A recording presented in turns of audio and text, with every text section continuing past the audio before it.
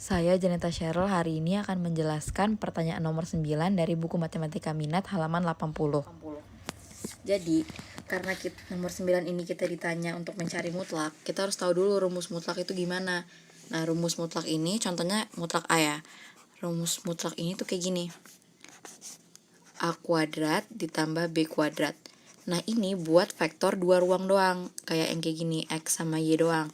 Kalau misalkan ada 3 kayak X, Y, Z kayak gini, kita itu pakainya yang 3 ruang. Jadi A kuadrat ditambah B kuadrat ditambah C kuadrat.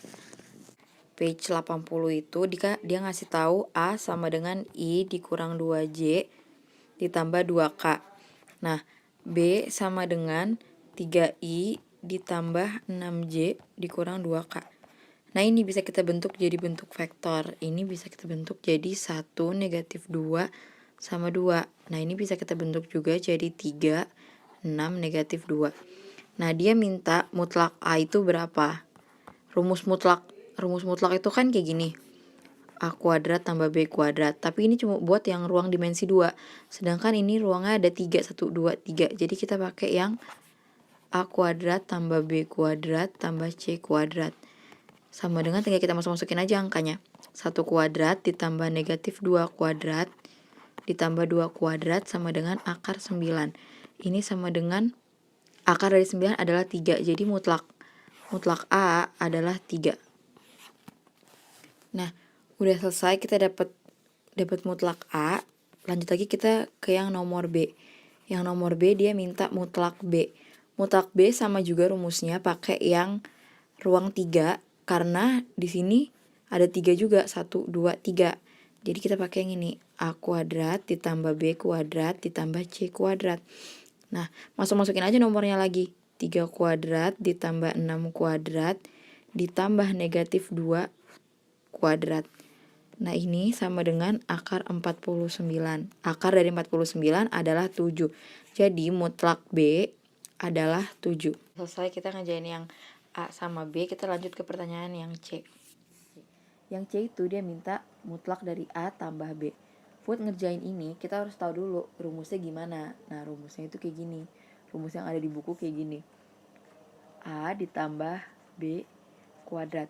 Kita bisa, biar lebih gampang kita kerjainnya open bracket aja. Jadinya A kuadrat tambah 2AB tambah B kuadrat. Nah, dari awal question A dikasih tahu A adalah 1, negatif 2 sama 2. B dikasih tahu 3, 6 sama negatif 2. Nah, udah gini tinggal kita masukin aja angkanya ke dalam rumusnya. A itu kan tadi 1, negatif 2, 2. Nah, ini kita pangkatin 2 ditambah 2 dikali A sama B. A sama B itu gini, jadi 1, negatif 2, 2 dikali 3, 6, negatif 2. Terus ditambah B kuadrat. B itu kan 3, 6, negatif 2. Kita pangkatin 2. Akarnya jangan lupa. Nah, terus kita pangkatin aja dulu semua. 1, negatif 2, 2 kalau kita pangkatin itu jadinya 1, 4 sama 4. Terus yang ini, yang 2AB kita kaliin aja dulu A sama B nya. 1 kali 3 negatif 2 kali 6, 2 kali negatif 2. Itu hasilnya nanti kita dapat 3 negatif 12 sama negatif 4. Nah, baru kita kaliin sama 2. Jadinya ditambah 6 negatif 2, 4 negatif 8. Terus B kuadrat adalah 3, 6, 2 dipangkatin 2 jadinya 9, 3, 6, 4. Akarnya jangan lupa. Nah, baru kita tambahin aja biasa. 1 tambah 6 tambah 9 sama dengan 16. 4 ditambah negatif 24 ditambah 36 sama dengan 16. 4 ditambah negatif 8 tambah 4 sama dengan 0. Akarnya jangan lupa.